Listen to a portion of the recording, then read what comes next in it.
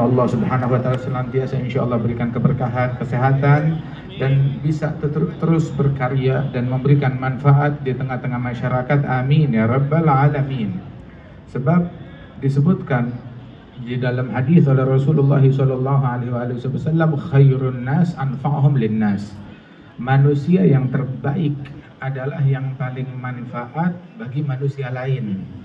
Kalau dia manfaat, maka dia menjadi manusia terbaik dan memberikan manfaat kepada semua orang tanpa memandang apa agamanya, tanpa memandang apa sukunya, tanpa memandang apa etnisnya. Sehingga disebutkan sebaik-baik manusia adalah yang paling manfaat bagi manusia lain. Apapun latar belakang manusia tersebut, manfaat kepada semua. Kemudian juga sesungguhnya ajang untuk memberikan manfaat terbuka bagi siapapun. Siapa yang mau kerjasama di dalam memberikan manfaat, dalam menolong, silahkan. Tidak dimonopoli oleh kelompok tertentu, oleh golongan tertentu. Tetapi Islam mengajarkan siapapun mau membantu, mau tolong menolong, mau saling memberi, silahkan. Sehingga khairun nas, manusia terbaik. Apapun manusia tersebut, sukunya, etnisnya, agamanya, yang terbaik adalah yang paling baik untuk manusia lain. Sehingga Rasulullah SAW saat beliau tiba di kota Madinah, ketika berhijrah masuk ke kota Madinah, di bulan yang semacam ini Rasulullah tiba di kota Madinah. Saat beliau tiba di kota Madinah, beliau memanggil semua elemen masyarakat. Semua elemen masyarakat. Beliau bukan memanggil hanya muslimin saja, bukan memanggil hanya orang-orang muhajirin yang dari Mekah, sukunya Rasulullah yang masuk Islam saja, yang sudah datang di Madinah, ataupun orang asli Madinah, muslimin yang ada di Madinah, ataupun muslimin saja. Tetapi yang musyrikin dipanggil, yang Yahudi dipanggil, semua masyarakat dipanggil, semua suku dipanggil. Rasulullah memanggil mereka dengan berkata, Abdullah bin Salam bilang, kalimat pertama yang saya dengar dari Nabi Muhammad itu, Abdullah bin Salam bilang, pertama kali Abdullah bin Salam adalah seorang ulama dari orang Yahudi, adalah ulama besar mereka. Beliau bilang, pertama kali saya udah tahu sifat-sifat Nabi yang terakhir berdasarkan dari kitab suci yang saya punya. Tapi begitu pertama kali saya melihat wajahnya, saya langsung tahu. Falamma ra'aituhu alimtu annahu laisa biwajhin kadzdzab. Begitu aku pertama kali melihat wajah Nabi Muhammad, langsung aku tahu ini bukan wajah seorang pendusta, tetapi wajah seorang nabi asli, nabi yang sebenar-benarnya. Dan kalimat pertama yang aku dengarkan dari Nabi Muhammad ketika sampai di Madinah, Nabi memanggil semua orang, ayyuhan nas, wahai semua manusia, wahai sekalian manusia, yang muslim, yang non-muslim, yang pendatang, yang pribumi, yang suku Ansor, yang suku Aus, suku Khazraj, dari semua agama, yang Yahudi, semuanya manusia, sini kumpul. Mengajak mereka, afsyus salam, kerjasama bahu-membahu untuk menyebarkan salam, menyebarkan salam. Salam ucapan damai, ucapan salam, ucapan damai. Makna salam itu ada memberikan assalamualaikum. Ada juga makna salam yang hakikat daripada salam adalah jaminan keselamatan. Saat kita memberi salam kepada seseorang, maka seolah-olah kita berkata kepada orang tersebut, kamu selamat dari gangguan lisan saya, dari gangguan mulut, dari gangguan tangan, dari gangguan hati. Jangan khawatir, saya nggak bakal mendengki, membenci kepada kamu. Ketika kita memberi salam kepada seseorang, artinya kita menjamin orang itu selamat dari gangguan mulut kita, dari gangguan tangan kita. Kita nggak bakal mengganggu dirinya, hartanya, kehormatannya, dari gangguan hati kita. Kedengkian, prasangka buruk, aman, selamat itu orang. Sebarkan salam, kata Rasulullah. Semua harus sebarkan salam yang semacam ini. Jangan ada prasangka, jangan ada kebencian, jangan ada kedengkian. Jadikan hati kita tuh selamat. Jadikan mulut kita selamat.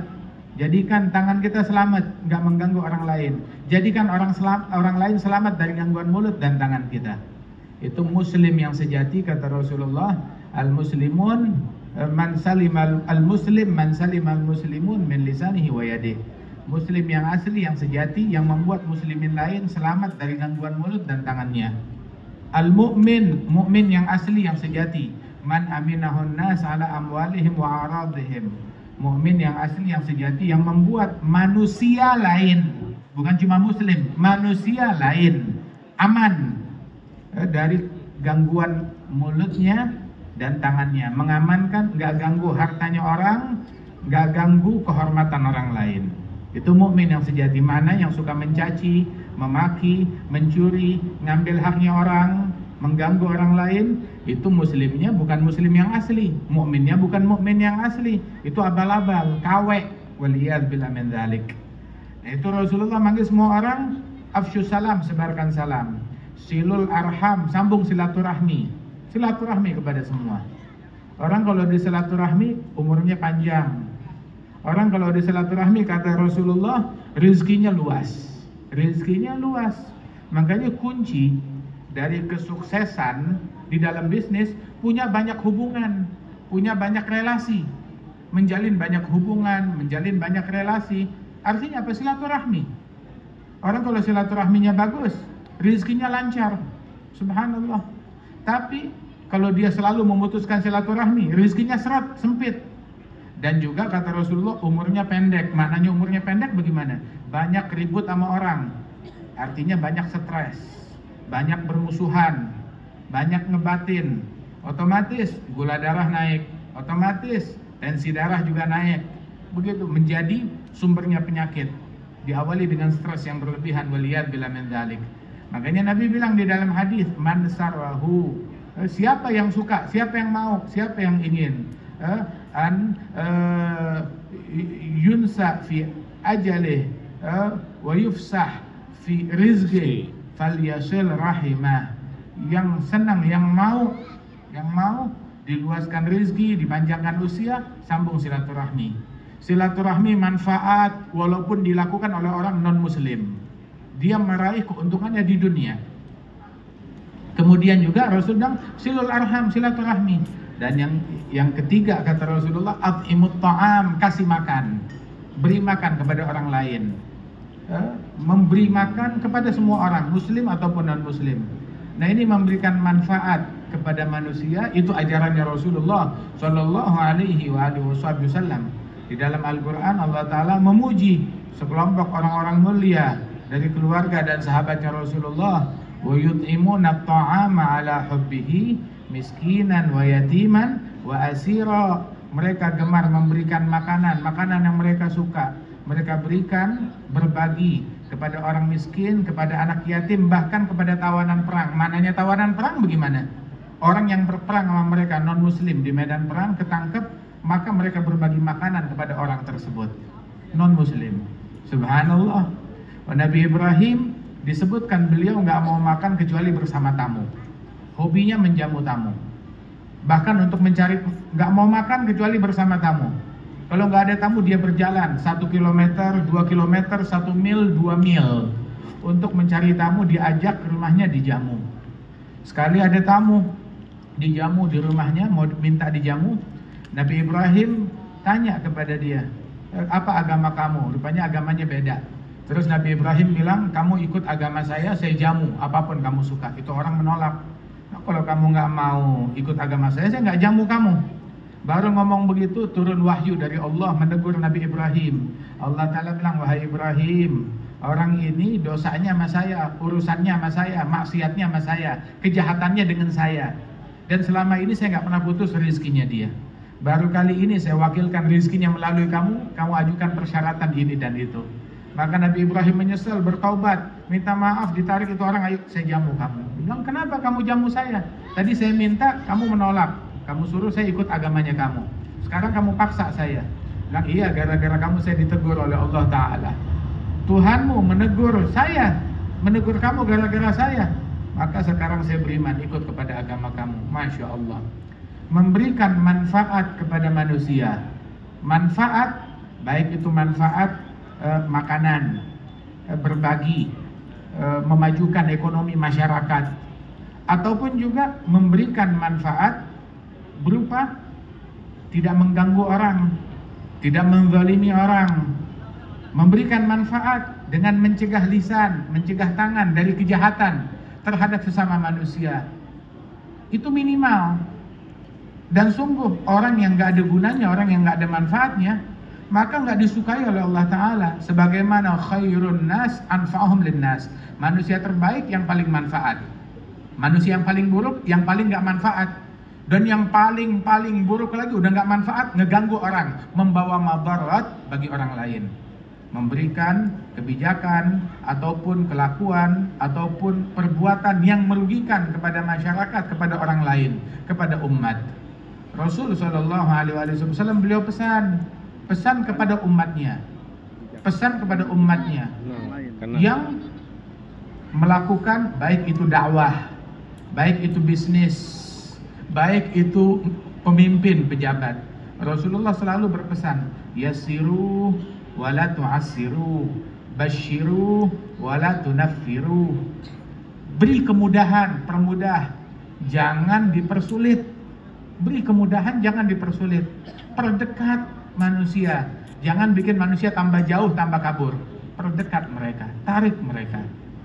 Dan ini yang diperintahkan oleh Rasul sallallahu alaihi wasallam. Bahkan di dalam syariat Rasulullah ma khuyyira baina amrain illa ikhtara aisarahuma. Tidaklah Nabi Muhammad disodorkan antara dua pilihan untuk umat, melainkan Rasulullah memilih yang paling mudah untuk umat. Dipilihkan yang paling mudah untuk umat selama malam yakun itsman. Selama yang paling mudah itu tidak mengandung dosa. Tapi kalau itu mengandung perbuatan dosa, Nabi Muhammad adalah orang yang paling jauh dari perbuatan dosa sallallahu alaihi wasallam. Sebab hal yang haram, perbuatan dosa itu yang mencabut keberkahan. Perbuatan dosa, maksiat itu yang bikin bangkrut, itu yang bikin krisis, itu yang bikin masalah dan problem. Waliyadzubillah min dzalik. Nah, Rasulullah sallallahu alaihi wasallam beliau orang yang paling manfaat dan orang yang paling peduli kepada sesama. Sehingga beliau kalau punya apapun, punya harta apapun, berbagi kepada masyarakat. Nggak ada istilah menyimpan untuk dirinya sendiri ataupun keluarganya sendiri. Padahal keluarganya banyak, tapi Rasulullah nggak menyimpan buat dirinya. Berbagi kepada masyarakat. Sehingga Rasul sallallahu alaihi wasallam beliau itu ketika datang harta dari Bahrain, beliau bagi-bagi kepada semua umat Islam. Dibagi-bagi semuanya. Pulang ke rumahnya, istrinya yang nanya, ya Rasulullah, engkau sisakan sedikit uang untuk kita beli makanan. Bilang, kenapa nggak bilang, saya udah bagi-bagi semuanya kepada orang. Subhanallah, beliau berbagi kepada orang lain, kepada masyarakat. Kalau perlu dengan mengorbankan diri beliau sendiri sallallahu alaihi wasallam. Bukan orang yang kikir, bukan orang yang pelit. Selalu memberikan manfaat kepada umat. Dan beliau pun juga adalah orang yang gemar menolong, gemar membantu, gemar memberikan kemudahan di tengah-tengah masyarakat. Dan disebutkan bahwasanya Rasulullah sallallahu alaihi wasallam beliau itu datang ke pasar, datang ke toko untuk memajukan ekonomi masyarakat, melakukan inspeksi di pasar.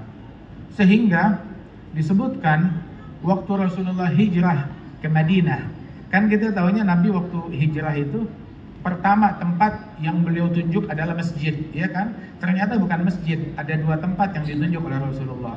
Rasulullah yang menentukan di mana posisi masjid. Posisi masjid di sini. Kemudian menentukan yang kedua posisi pasar. Bilang kita udah punya pasar, enggak? Kita muslimin harus punya pasar, punya kemandirian dalam bidang ekonomi. Ditentukan posisi pasar di tempat yang strategis. Sehingga Rasulullah bukan cuma memakmurkan masjid, tetapi pasarnya Nabi juga diperhatikan. Beliau datang ke pasar.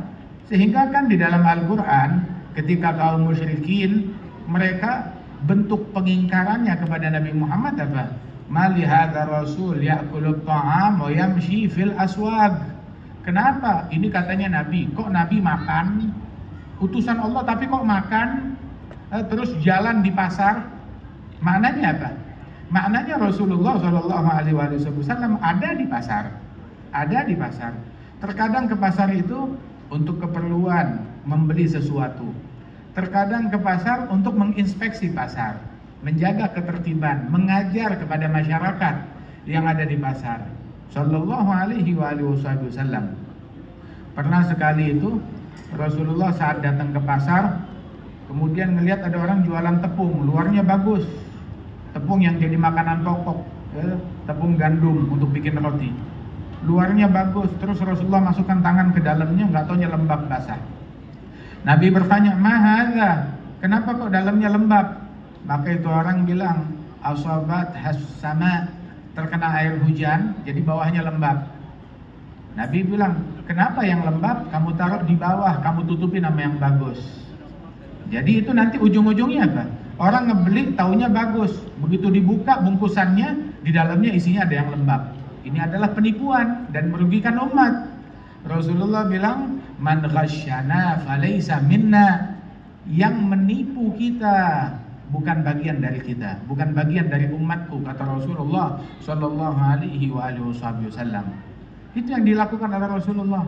Sekali Rasul Shallallahu Alaihi Wasallam melihat di pasar itu ada transaksi. Lihat ada orang jualan kurma, satu kurmanya kurma bagus dari Khaybar, bagus besar-besar. Yang satu lagi kurmanya jelek, kecil-kecil, memang dari jenis yang beda. Nabi tanya, "Ini kurma yang kecil berapa, yang besar berapa?" Dan ya Rasulullah, ini kurma yang bagus, kita jual 1 kilonya. 1 kilo ini ditukar dengan 2 kilo dari kurma yang biasa, yang jelek. Nabi bilang, enggak, ini keliru. Itu bisa menjebloskan seseorang dalam praktek riba. Jual jenis makanan dengan jenis yang sama, kurma dengan kurma, walaupun jenis kurmanya itu beda kualitas. Oh, ini kurmanya besar-besar, ini kecil-kecil, jelek-jelek. Tapi itu kalau mau beli kurma dengan kurma ya sekilo, 2 kilo nggak bisa. 2 kilo ditukar sama sekilo, itu riba. Terus bagaimana? Gini, ini pasarannya kalau dibeli pakai uang berapa? Oh, kalau dibeli pakai uang yang ini harganya memang ini 1 dirham, yang ini 2 dirham. Ya sudah, ini jualnya pakai uang, beli itu pakai uang, selesai. Jadi selamat dari perbuatan riba. Sebab perbuatan riba tersebut itu yang bikin ekonomi jadi bangkrut. Yamhaqullahu riba wa yurbis shadaqat. Allah Ta'ala menjadikan riba itu sumber krisis, bikin bangkrut. Terus yang bikin harta menjadi berlipat ganda apa? Yang bikin harta berlipat ganda adalah shadaqat. Itu Rasul bercerita tentang kaum Asy'ariyin, kaumnya Abi Musa al-Asy'ari. Kaumnya Abi Musa al-Asy'ari, innal Asy'ariyin, kaum Asy'ariyin, kaumnya Abi Musa, itu mereka punya sebuah keistimewaan. Jadi kan kita tuh belajar dari setiap suku, setiap negeri punya kelebihan, punya keistimewaan. Dan kita bukan orang yang seperti katak dalam tempurung. Kita perlu meluaskan wawasan kita. Dan Nabi membina umat, membuka pikiran mereka agar berpikiran maju. Nabi cerita, ini kaumnya Abi Musa al-Asy'ariyin, mereka ini kalau ditimpa krisis di negeri mereka, maka mereka semuanya itu satu kampung mengumpulkan apa yang mereka punya. Ini punya kurma, ini punya tepung, ini punya, semuanya dikumpulkan makanan yang mereka punya. Ini punya sedikit, ini punya banyak, ini punya sedang, dikumpulkan. Kemudian setelah dikumpulkan semuanya itu dibagi ini sukarela mengumpulkannya, bukan pemaksaan. Sukarela dikumpulkan, urunan kumpulin semuanya, kemudian dibagi-bagi rata antara mereka, semuanya dibagi-bagi rata, dan itu jadi berkah. Maka Rasulullah bilang, fahum minni wa ana minhum. Nih, tindakan yang kepedulian semacam ini, ya, jiwa sosial semacam ini, kasih sayang semacam ini, itu adalah bagian dari saya, dan saya adalah bagian dari mereka. Dipuji oleh Rasulullah Shallallahu Alaihi Wasallam bersedekah, berinfak dengan beragam syarat. Untuk berinfak Dan salah satu metodenya walaupun dengan cara yang semacam ini diizinkan oleh Rasulullah Shallallahu Alaihi Wasallam. Nah karenanya itu apa yang dilakukan di lembaga ini nggak diragukan adalah untuk memajukan masyarakat kita, untuk meningkatkan perekonomian kita, untuk membantu umat, untuk membantu rakyat, diniatkan dengan niat yang baik hingga kita pun juga dapat pahala yang besar dari Allah Subhanahu wa taala, menjadi pribadi manusia yang paling baik dengan menjadi manusia yang paling manfaat bagi manusia lain, yang paling peduli kepada manusia lain. Jangan kita memberikan madarat, memberikan gangguan kepada orang lain. Mengganggu orang lain adalah hal yang diharamkan oleh Rasul Shallallahu Alaihi Wasallam. Dan juga Rasulullah Shallallahu Alaihi Wasallam, beliau di dalam apa yang beliau lakukan memberikan kemudahan, gemar membantu orang, menolong orang, sehingga disebutkan di dalam syama'ilnya Rasul Shallallahu Alaihi Wasallam, "Idza da'ahul miskin ajabahu ijabatan muajjalah wa huwa labus syafiqur rahim lil yatim wal armalah." Apabila datang orang miskin memanggil, punya hajat kepada Rasulullah, maka dijawab pada Rasulullah dengan jawaban yang sigap. Bukan kalau yang manggil orang susah, ya jawabnya ogah-ogahan. Kalau yang manggil orang yang jabatannya tinggi ataupun hartanya banyak atau dia punya kepentingan sama tuh orang, sigap, cepat. Ini keliru. Nabi Muhammad kalau dipanggil oleh orang miskin, orang susah, sigap melayani mereka, menjadi pelayan bagi umat Sallallahu Alaihi Wasallam, mendahulukan mereka dalam segala hal. Beliau bagi anak yatim dan janda-janda yang lemah bagaikan ayah yang penuh kasih sayang kepada mereka. Sehingga pernah tuh satu kali tuh Abu Hurairah yang lagi kelaparan, kehausan, diajak oleh Rasulullah, "Ayo sini Abu Hurairah, datang ke rumah saya." Di rumahnya Nabi nggak ada makanan apa-apa, tapi baru aja ada orang membawakan satu mangkok susu di wadah yang besar. Abu Hurairah akhirnya gembira, alhamdulillah dapat susu dari Rasulullah. Dijamu sama-sama, Nabi juga belum makan, nggak ada makanan kecuali susu. Maka waktu mereka mau minum, Rasulullah bilang, "Tunggu ya Abu Hurairah, panggil teman-teman kita, mereka ahlus suffah, orang-orang pengungsi yang tinggal di bagian belakang masjid, ajak mereka ke sini biar minum sama-sama dengan kita." Dipanggil mereka. Saat dipanggil, Abu Hurairah berpikir, saya udah kelaparan, kehausan, ini susunya cuma satu mangkuk, mana cukup buat kita semuanya. Maka Rasulullah sebelum minum, Rasulullah bilang, "Abu Hurairah, pegang itu mangkuk, puterin, ya biar masing-masing minum satu persatu." Abu Hurairah yang bawakan, bilang, "Ya kayak ini saya menjadi orang yang paling akhir." Dikasih semua orang dulu, suruh minum sampai kenyang. Minum sampai kenyang, oper ke orang sebelahnya. Sampai kenyang, oper ke orang sebelahnya, terus dengan tertib. Subhanallah, berkah, masih belum habis, masih sisa banyak. Hingga semuanya udah pada pulang, masih ada sisa di situ. Rasulullah bilang, "Ya Abahir, bagi tu ana wa anta."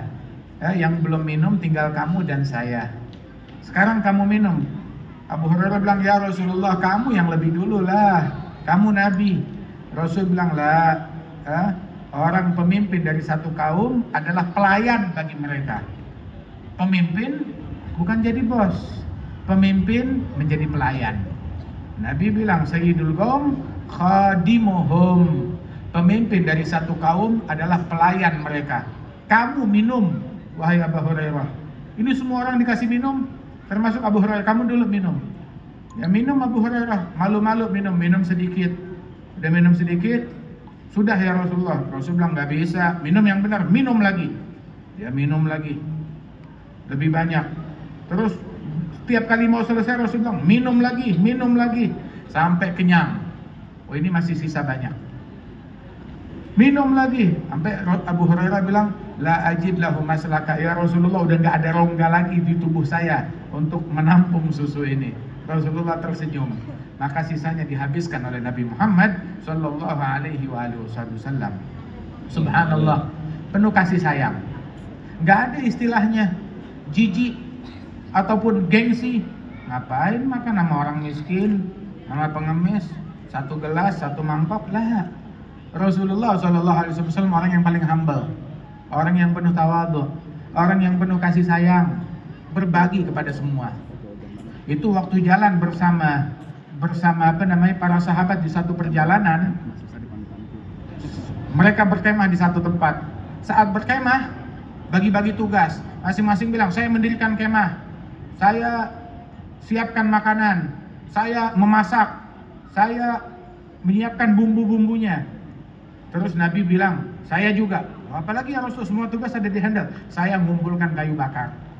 Nabi bilang, saya yang bertugas mengumpulkan kayu bakar. Maka Rasulullah, beliau mengumpulkan kayu bakar. Sahabat bilang, kami aja. Bilang, enggak, masing-masing punya tugas, saya juga mau punya tugas. Saya mengumpulkan kayu bakar. Nabi ngumpulin kayu bakar, mencari kayu bakar, mengumpulkannya, dibawa ke hadapan sahabat-sahabat beliau. Ikut kerja. Sallallahu alaihi wasallam. Waktu perang Khandaq, sahabat semuanya pada menggali parit untuk strategi perlindungan kota Madinah. Nabi Muhammad turut menggali. Sampai itu sahabat Sayyidina Abu Bakar, Sayyidina Umar datang ke hadapan Rasulullah. Rasulullah, ya mereka buka ikat pinggangnya, keluar satu batu. Batu buat apa? Ngeganjel perut saya yang perih. Udah 1 hari 1 malam belum makan. Sayyidina Umar juga, saya juga satu batu. Nabi keluarin dari ikat pinggangnya 2 batu. Saya 2 hari 2 malam belum makan. Sallallahu alaihi wasallam.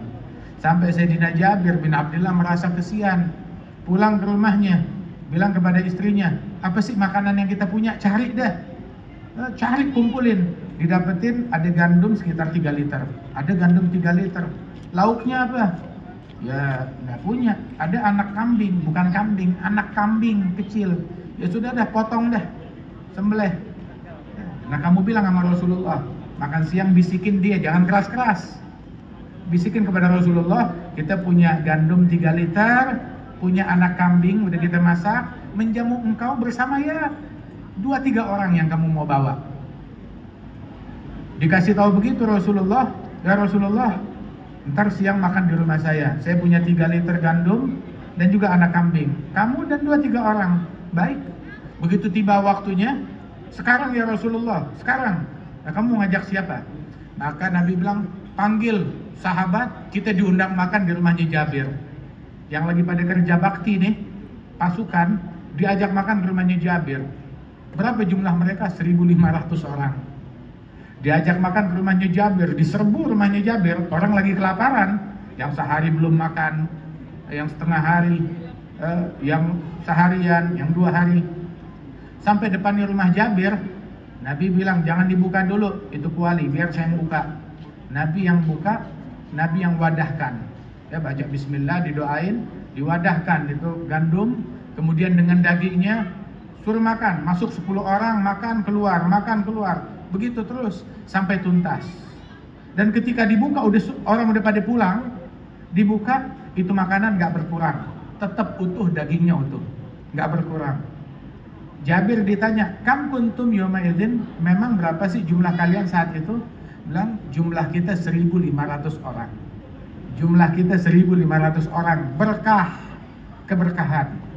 Keberkahan itu datang ketika kita peduli sama sesama, ketika kita kompak, ketika kita bersatu.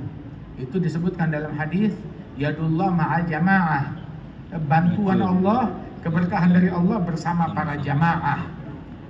Al-jamaah ni'am rahmah, wal furqah azab. Persatuan, kekompakan adalah rahmat dari Allah. Perpecahan itu adalah azab, waliyadzubillah min dzalik. Mudah-mudahan kita tetap solid, kita tetap kompak.